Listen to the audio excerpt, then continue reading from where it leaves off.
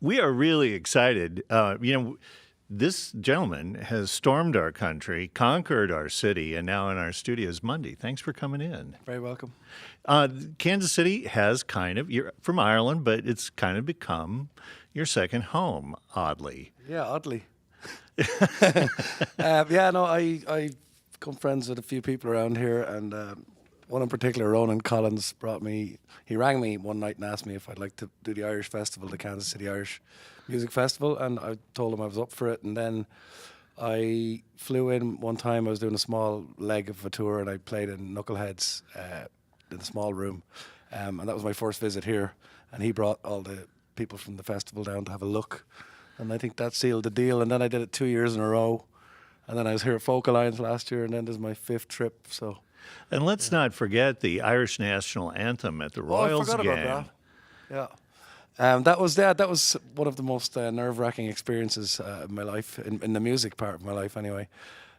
Singing in my own language for the first time in Kansas City, and having people of Irish heritage take notes on me.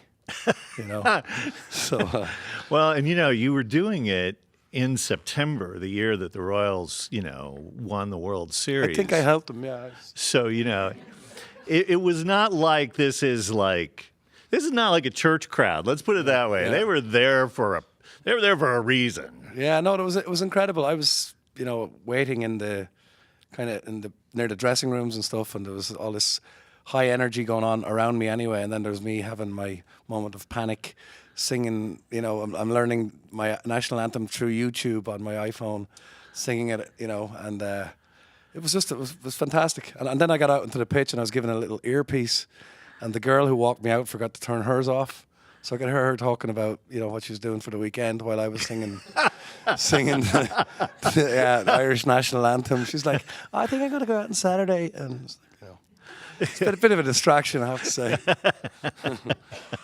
Well, you weathered it quite well. It was a wonderful performance.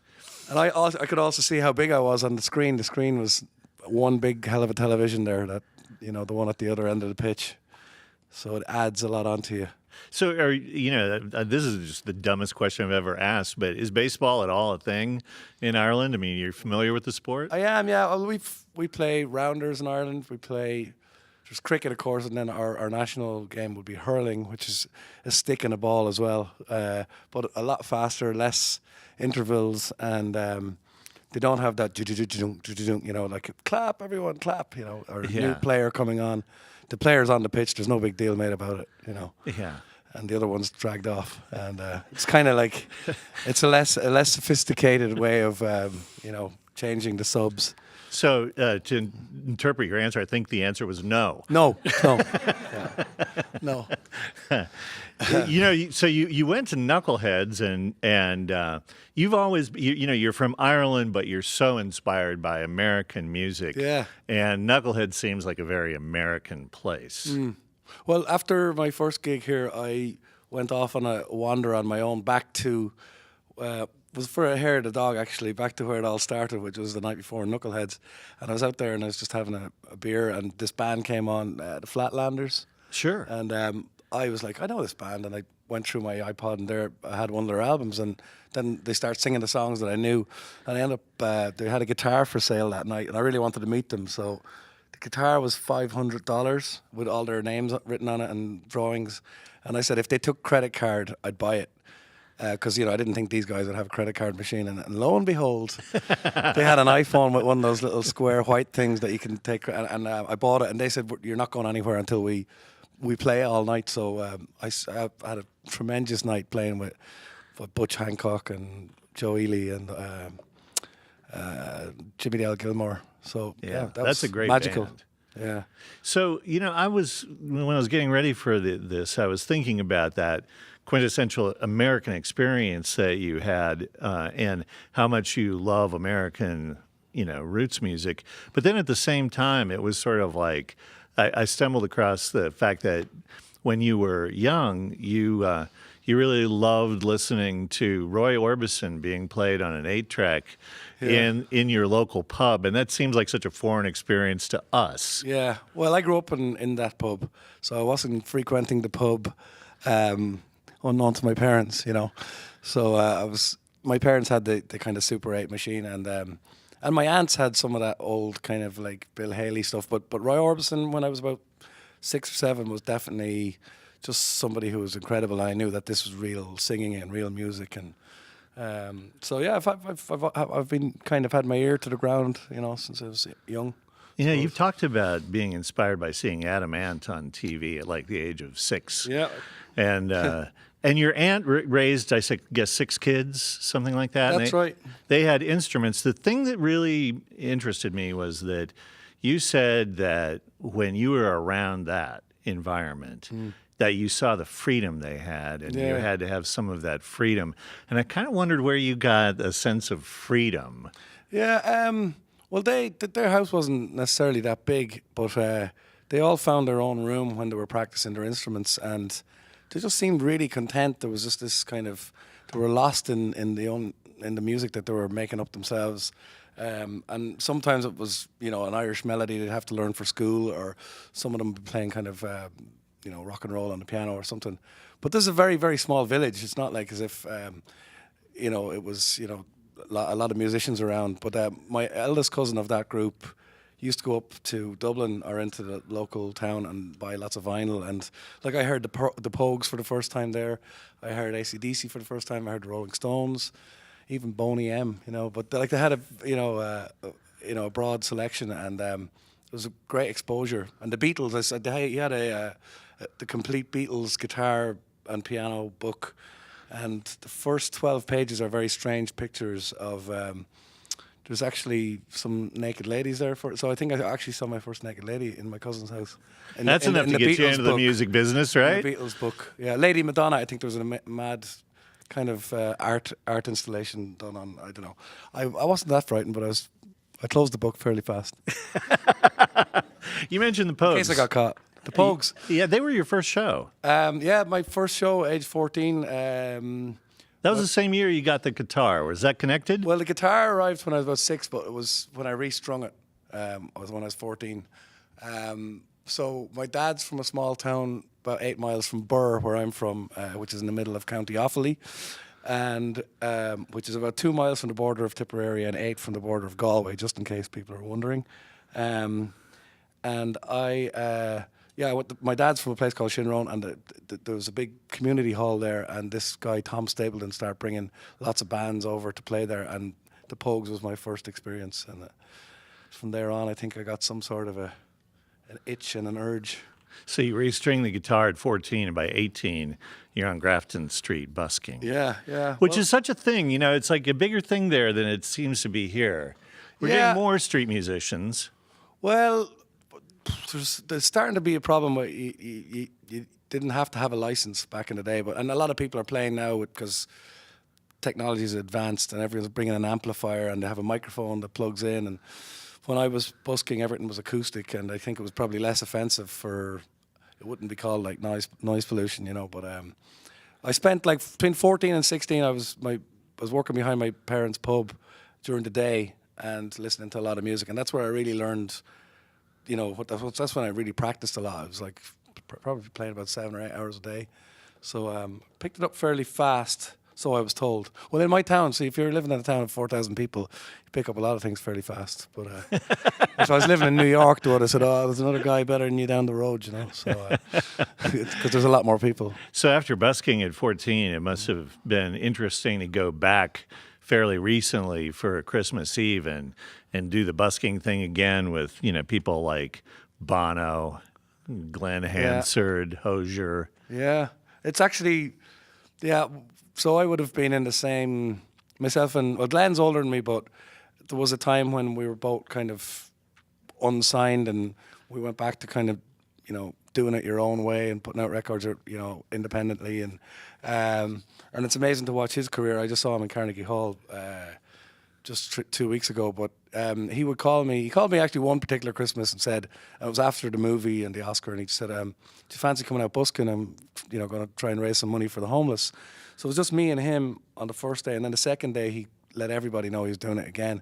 And it's probably going around about 5 years now, but everybody wants to be a part of it now. And it's amazing, all these kids come up from the country on buses and they're whacking Bono off the platform, and they're whacking. They just want to get in, you know, they're getting free exposure. But it's pretty amazing, and it's a great thing to be a part of. Mundy is our guest, and he is playing a sold-out show tonight at Knuckleheads, returning to the scene of the crime. If you'd like to find out more, it is Mundy, MUNDY.IE for his website. We'd love to hear some music if we could. Okay, this is a song called To You I Bestow, and it's on my very first album, Jelly Legs.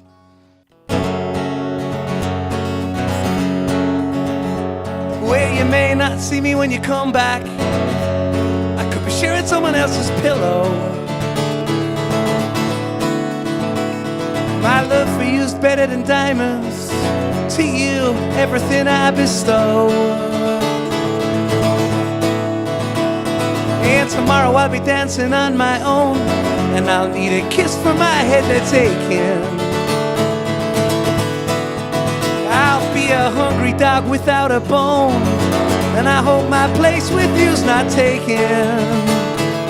Yeah. Kiss me and tell me it's not broken. Kiss me and kiss me till I'm dead. When I give you the stars from the bruised evening sky, and a crown of jewels for your head now.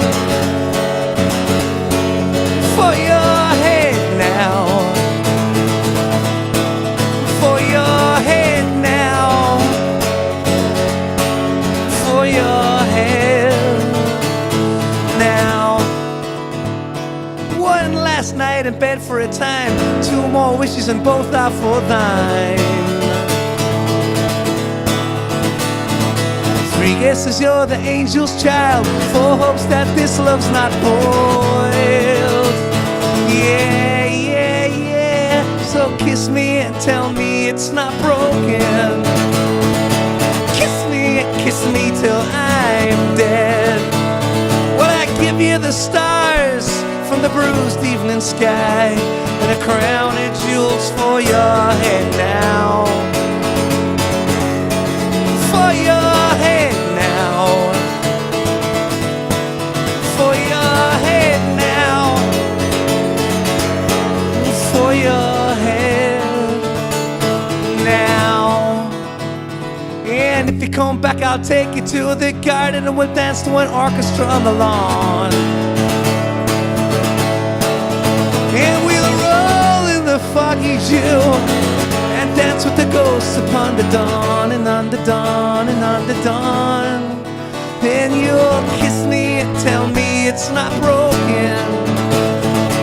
Kiss me till I'm dead. Well, I give you the stars from the bruised evening sky, and a crown of jewels for your head now, and a crown of jewels for your, and a crown of jewels for your, and a crown of jewels for your, and a crown of jewels, and a crown of jewels for your, and a crown of jewels, crown of jewels.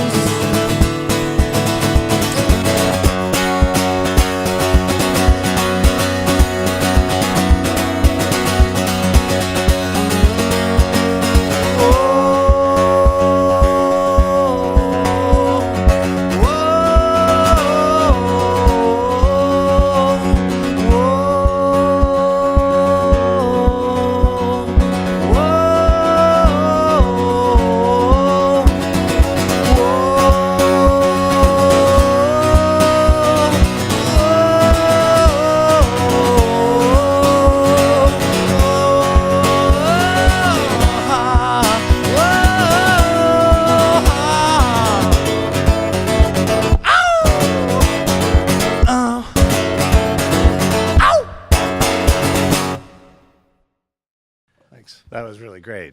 Mundy in our studios, and that particular track, To You I Bestow. You just did that song, and then after the fact, Baz Luhrmann said, yeah, let's put that in Romeo and Juliet. That had to be like an amazing moment. It was, and I'd never heard of him. So this was like 1995, 96, 96 probably, when the soundtrack came out. I knew who Leonardo DiCaprio was, obviously, and Claire Danes maybe. And I was just, my manager rang me up at the time and said, "Oh, we've got some amazing news. Your song is going to be used for," because I remember they said there was 2 songs put forward. Gin and Tonic Sky was the other song, and came back and said it's been accepted, and it's like, and it's amazing news, so be happy. And then, well, because you don't know, because the movie didn't come out yet, so Yeah. And then when it did come out, it was like, you know, it was really, really successful, and the soundtrack was one of the biggest selling of all time. So it sold 11 million copies, probably a few more. You know, I've done a lot of interviews. I'm never sure I've ever spoken to a collaborator of William Shakespeare before. Well, here you are. So, you know, you did that first CD, Jelly Legs, and got that major label thing out of your system. And your next project was sort of a do-it-yourself project. And, you know, a lot of the folks that are huge fans of yours really latched onto that song, July. And that kind of became almost like your signature song. Yeah. Basically, so I was on Epic Records, which is part of Sony, and I was signed for 2 albums, and I made a second album for them, which is now called 24 Star Hotel. And July was one of the songs on the album, and it was a song that I thought was good, but the chorus wasn't quite finished. And one of the guys from the record label said that's actually a really good chorus, because the verses are a certain way and it's catchy and all the rest. And anyway, they decided around the millennium to drop about 300 or 400 bands, and I was one of them, and I was gutted and I was heartbroken. And so me and my manager tried to get another deal for that record that we eventually got it back, and nothing happened. And I was kind of playing a lot of small shows on my own back in Ireland, because I was living in England and I hadn't really paid much of attention to Ireland. And July and Mexico and a few of the other songs were getting, I could see people tapping their feet, you know, to the ground. And so I decided just to completely cut all ties, just to see, basically because I believed in the album, and I put a lot of work into it, and it did very well for itself at the time, because there was like a new wave of Irish independent music coming on, and it was the end of not the end of the record industry, so to speak, but it was the beginning of the end of something, you know. Yeah. Well, you know, you put out several records that have gone platinum in Ireland. Yeah. So, I mean, it's like somebody should have just kept you on the label. But I've always thought that it's like, you know, what happened to you is almost kind of perfect. You know, you get a label to sort of get your name out there and get people to be a little bit familiar with you. Yeah. And then give you your career back.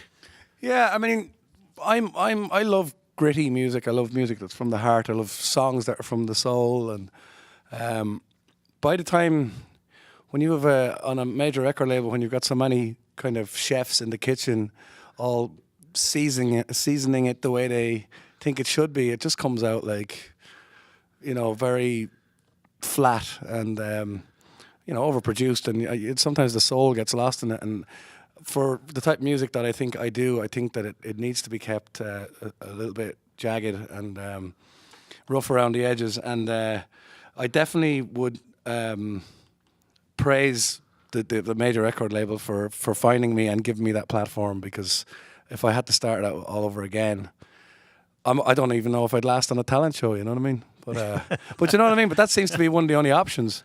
Yeah. Or else I'd probably have to go back to busking, and that's what a lot of bands have started doing, is they start their career. It's the biggest audience, it's a free audience, walking up and down the street, and you know, they get to hear you, and if you're any good, they'll stop and buy your CD or throw you a few quid.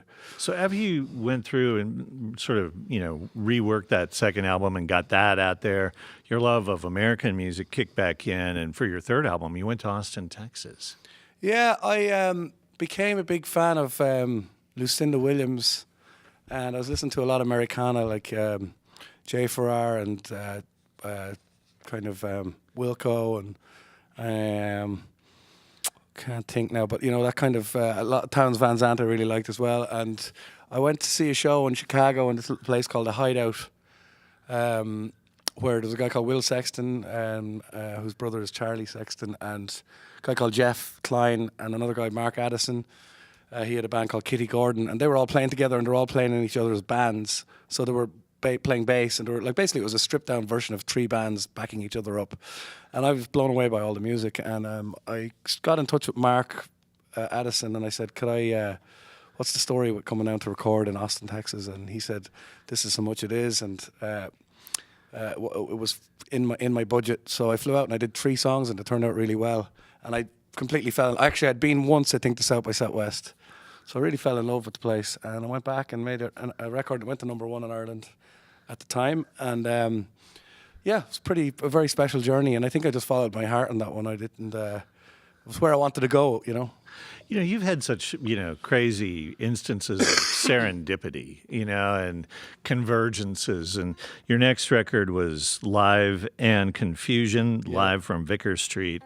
And, a lot of times those live albums serve as greatest hits, but you did sort of throw on the encore from the show, and it was Steve Earle's Galway Girl. Yeah. And you end up with the definitive version based on that. Yes, it's very strange. I knew that album, Transcendental Blues by Steve Earle, and I thought that was a great song. I just thought, wow, how cool for an American guy to write a song about an Irish girl. I mean, it's funny, an Irish man couldn't write the same song, just probably because of, I don't know, just that's what I think anyway. But I ended up covering it on the radio one night with Sharon, because Sharon Shannon played on the original but doesn't sing. So I read it off a piece of paper, knew the chords, and text messages started coming in. Play that song again. Oh my God, that's amazing. Did he write that or what? And then very shortly after that, I was doing the live concert, which has been filmed and recorded. And then Sharon was my special guest for the last song. And after that, it just, we never even did any artwork. Basically, iTunes, if you had enough sales, it could hit the #1, even if it was just a sneeze, So, but there are a couple of things about this. I mean, first of all, Steve Earle says that he thinks that if he's remembered for anything, it will be Galway Girl, and it will be because of your version.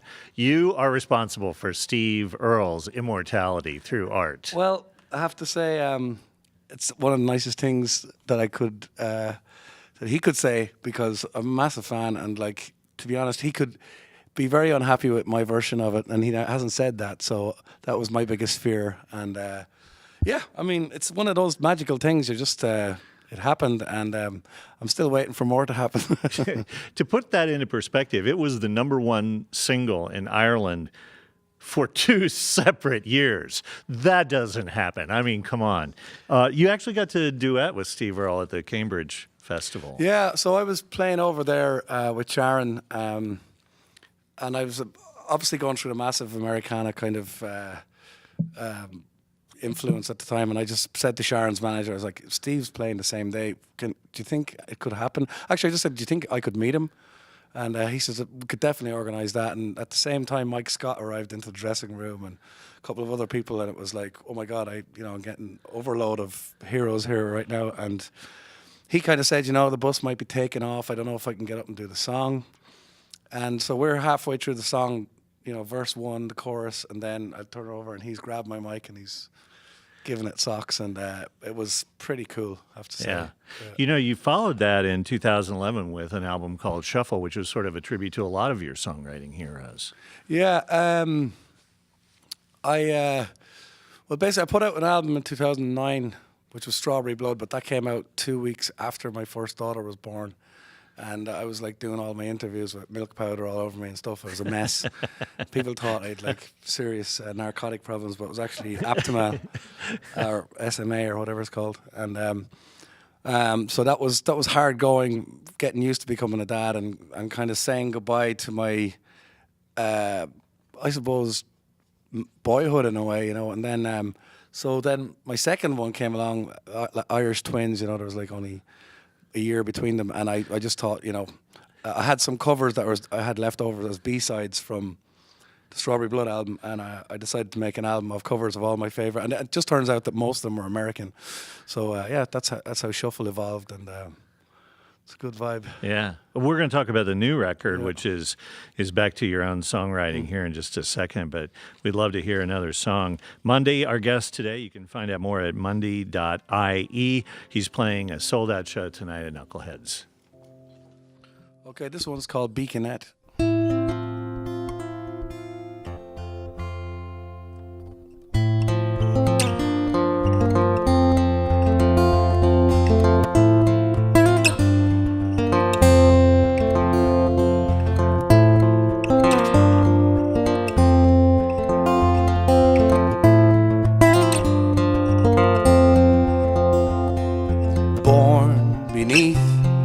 haloed stars, you're my beaconette. You won my heart with just one turn, a perfect pirouette.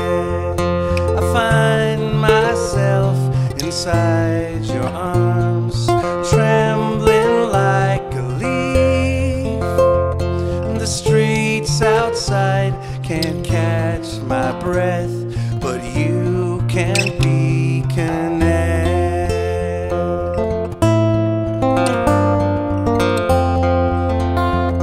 Venetian blinds and shadows come and go like midweek spirits. Our rented room has company. I sense it but can't hear it. If I am to die here in your arms, I'll eclipse the sunset. But I'm not going anywhere without you connect. Without you connect.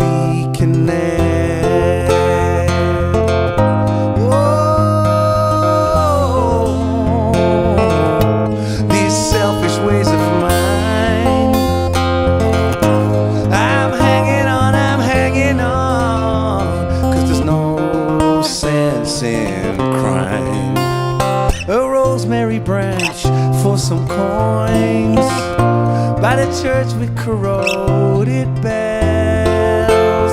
Makes me think of my selfish ways and how I've gone to hell.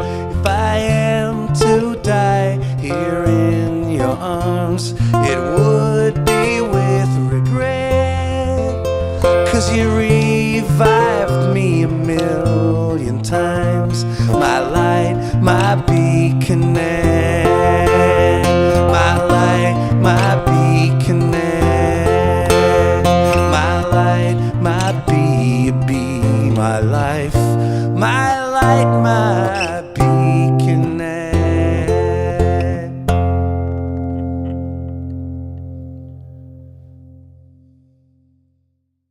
Mundy is our guest, and again, he's playing a sold-out show tonight at Knuckleheads. You can find out more at mundy.ie. And so, had the kids, and eventually it's time to get back to work. Yep. And you were struggling maybe a little bit with songwriting. I was, yeah. I was. I had what they call pram in the hallway syndrome, which means that you just fall over the pram when you're trying to figure out what you're meant to be doing, and the guitar case was the other side of the pram, and then you'd fall and pick up the guitar and you go, what was I doing there? So your mind can't concentrate. I'm not a multitasker anyway, so yeah, I had a couple of years where I went into a bit of self-doubt. Just it was chaos, I wasn't used to this kind of thing where all of a sudden it wasn't about me anymore, and it took me a while to get over it. And now, believe it or not, I really enjoy going out and playing live because I get out of the house.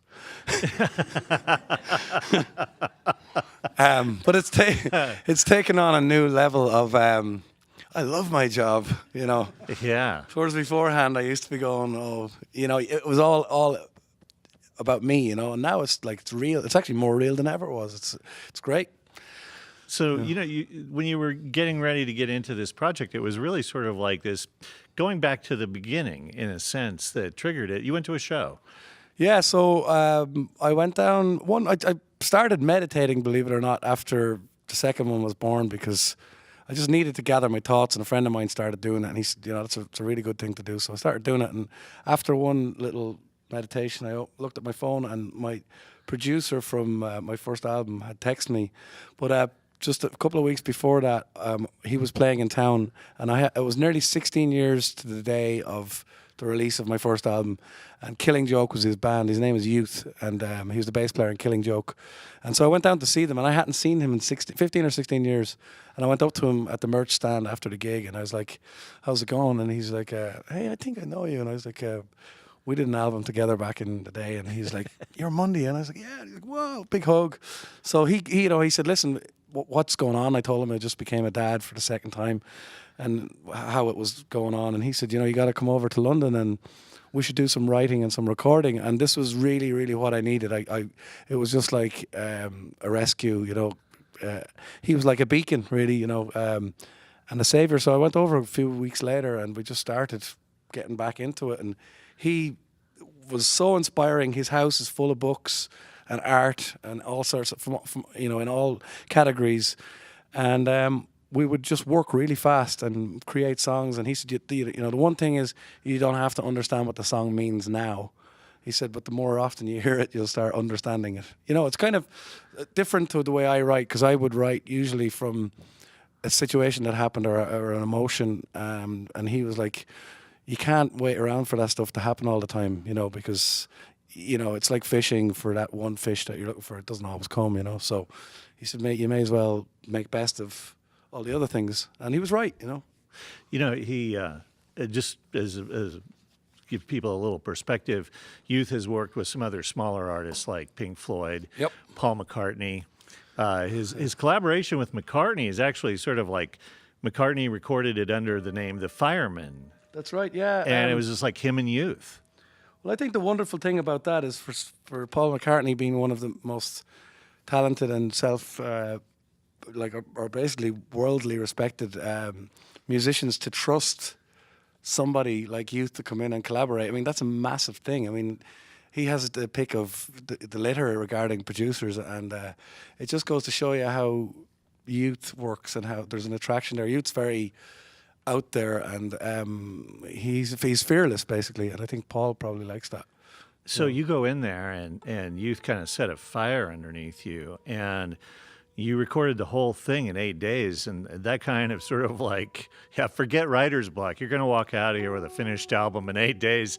That kind of does change things. Yeah, he basically work fast, work hard, and the mistakes are going to be the magic. He was just, okay, we did 8 days in Spain, and we did maybe a couple of overdubs and stuff in London, but it was really, really intense, really fast.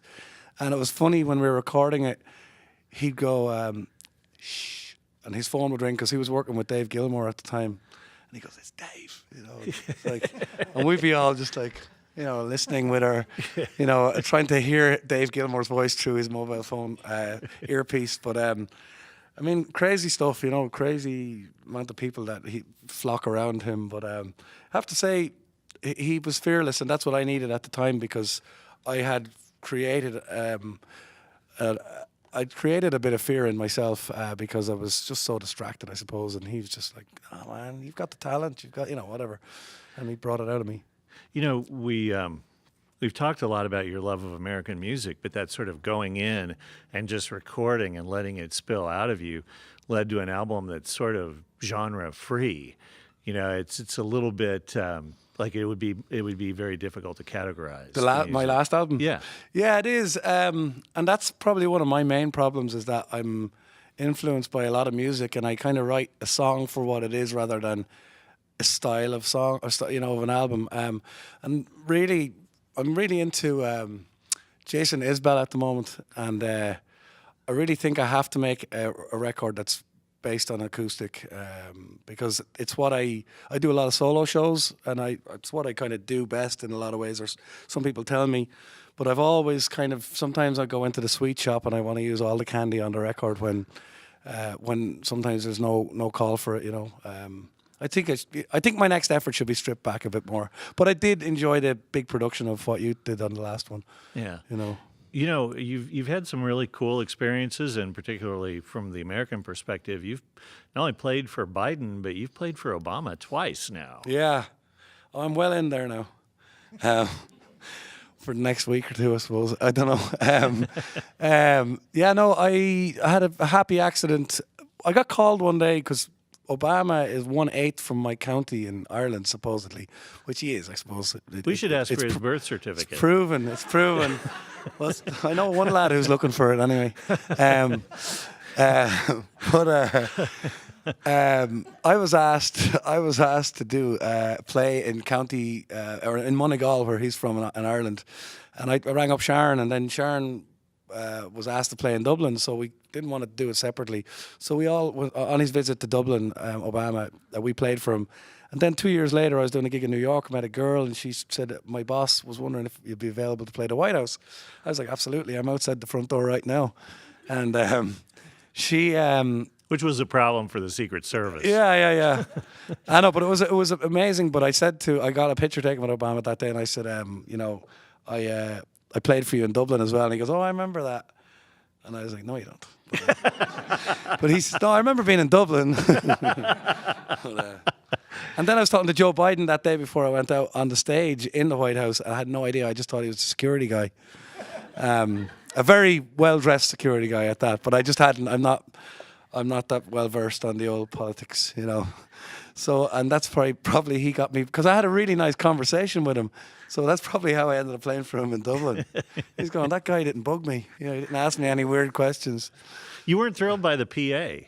PA was awful. I've got speakers in my bathroom now that are bigger. Actually, you'd think they could afford a decent PA in the White House, but it was very skimpy, I have to say. They spent all the money on the little tidbits and the finger food and nothing on the sound. Well, and they obviously have spent some money on security. They had dogs that were sniffing your gear. Yeah, I was at a wedding before I was at a wedding 2 days before I flew into the States, and my guitar case, there could have been anything in it for all I know, and the dogs were running around sniffing it, and it was fine. But I don't know. I've got some friends back at that wedding that were just being bold, There's one other thing that I want to bring up, and it doesn't have much to do with your career, but I just think that it's one of those stories that, we talk about how these in studios help connect the listeners to the artists and kind of, make you more relatable and let everybody know you're a human being too. And I can't believe that I even stumbled across this on the internet, but you were selling your house. And, they always want you to strip out everything so that they can, in quotes, stage the house. So that when people come in, they don't say, oh, this is the house of the person who's lived here. Yeah. They come in and they can imagine themselves in there. Yeah. And so it's you're supposed to take out every sign of who you are and what you are so that they can imprint on that house. Yeah. But do they have to make you take down your gold records? I mean, come on. Yeah. It's like, don't you think that would be a selling feature? Well, it was very strange. It was actually my wife's house, but we were trying to sell the house because the kids arrived and we needed somewhere a little bit bigger. And I didn't want anybody to know where I lived because it wasn't my house and it was kind of her house, really. And it was a little bit more girly than I am. This was a manhood issue? Yeah. But they made it look a little bit more, presentable. Anyway, I said I agreed to take out to do the feature on the house, and it helped sell it. But none of the neighbours used to talk to me until we put it up for sale, and I'd be going down to the pub for a pint, and they're like, "Any bids on the house now?" They're like wondering what their house was worth versus mine, but they didn't talk to me before that. It'd be worth more if they just take down their gold records. Yeah, so I had the gold. I do actually. I have a little granny flat at the back of my house now, and I have all my gold records. Not all of them, but there's only a few of them in the first place. But I have my dog. I call it the dog house. There you go. We've got Mundy in our studios. You can find out more at mundy.ie. Unfortunately, or fortunately, as the case may be for Mundy, the show tonight at Knuckleheads is sold out. But I'm sure that we'll be seeing him back because this is now his second home and where he goes to get away from family. So Don't say that now. they're probably not listening. They're half a world away. Everybody's listening, by the way. I've learned that. Yeah. Like, what did you? I was on Irish radio and I was talking about somebody in New York and the White House incident, and they heard what I said, which was a little bit out of context, and I didn't think they'd be listening from New York, but anyway, I got a clip in the ear for what I said. Mundy, we'd love to hear another song if we could. Okay, so this song is a song called July, and this is it's quite popular in Ireland in the summertime when it's lashing rain. And I painted a picture of what the perfect day should be like. So thanks for having me.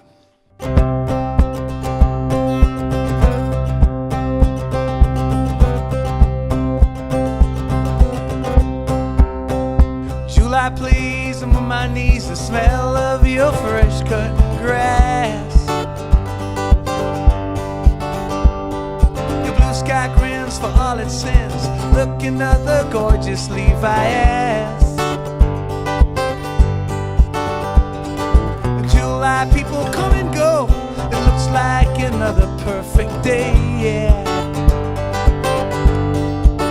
Oh, just to see your striptease show, July, please try your best to stay.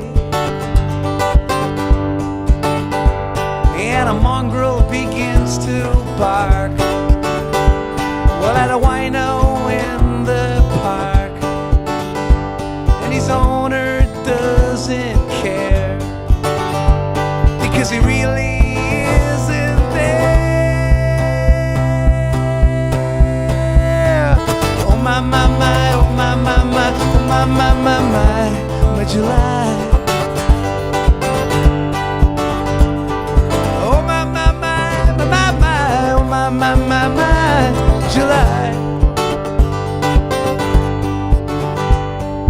July fizz bombs in my mouth, baby-rama everywhere.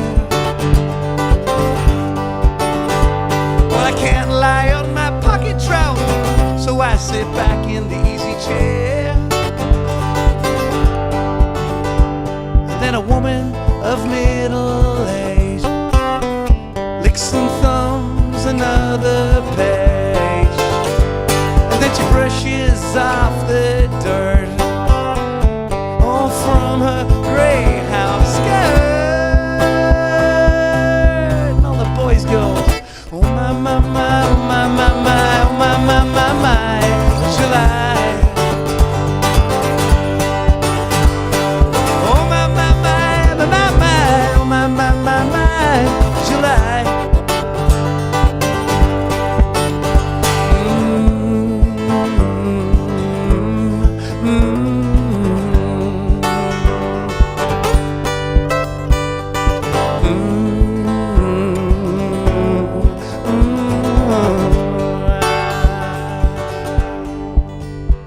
And a baby sucks his thumb to the sound of a steel drum, and fountain water gush through the thick bulrush.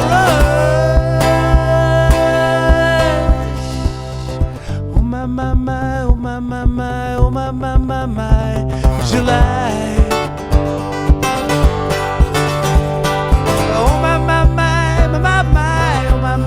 My July.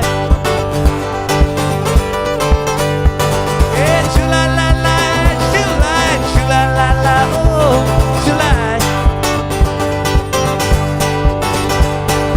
July, la, la, July, July, la, la, oh, July, July, July, July. July, la, la, la, la, la, la, la, la, la, la, la, la, la, la, la, la, la, la.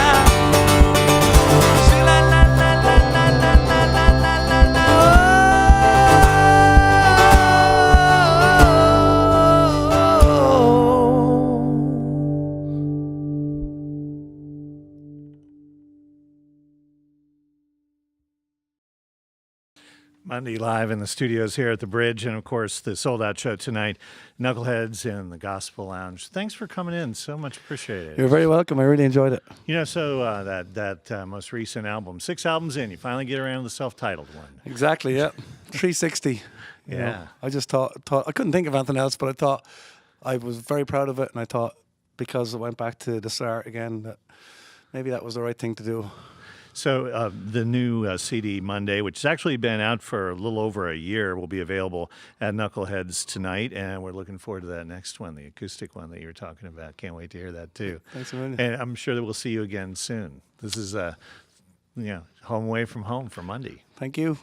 Mundy.ie for more information. Mundy live here on the Bridge.